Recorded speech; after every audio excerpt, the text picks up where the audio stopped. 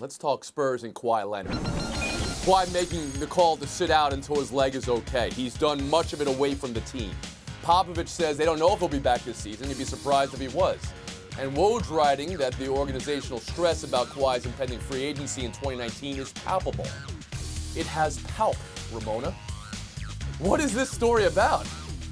Look, this is the most un-Spurs-like story I've seen in probably the whole time Greg Popovich has been the head coach of the Spurs. I mean, you just don't know what's going on here. I mean, Kawhi Leonard is an incredible competitor. It's hard for me to believe that he would not be playing at all if he was able to.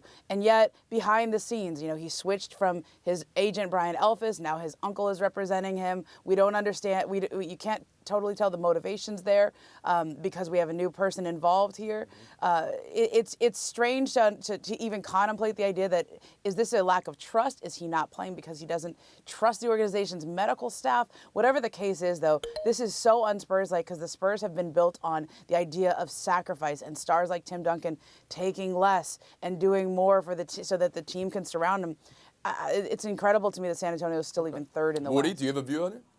Yes, I disagree with Ramona that it's just starting now. When they brought in Aldridge, that changed the entire culture there. Mm-hmm. When he thought he should be the star of the team, and then when he got that opportunity in the playoffs last year with Kawhi Leonard hurt then, he didn't do anything. This year, really, is he leading them to third place in the conference? So, and he was the one they had to give more money to make him feel better about it. Leonard, I think, has been caught up in that. I still think he'll be back at the end of the year, but I don't think it makes any difference. They are the third best team at best in the Western Conference. Tim Cowlishaw.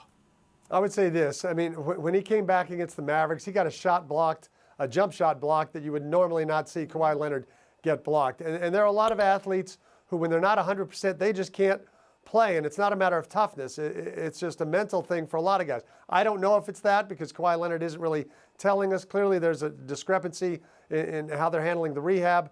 But this is very, as Ramona said, the most un-Spurs-like thing we've seen in 2 decades. And Clinton, do you see organizational cracks here with the way this is being handled? I do, and if I'm being honest, as a fan of the NBA who kind of irrationally hates the Spurs because they're like that cousin that gets everything done that your parents want you to be more like, I don't really have a problem with it. As a fan of basketball overall, though, I'm bummed because it means we don't get as much Kawhi Leonard. People were calling this guy the best two-way player in the league for a long time. I'm going to miss him. I'd like to see him get back on the court. Chances this means he leaves in free agency in 2019, Ramona? Are you even thinking about that right now? Wojnarowski wrote in his column. That's why I ask.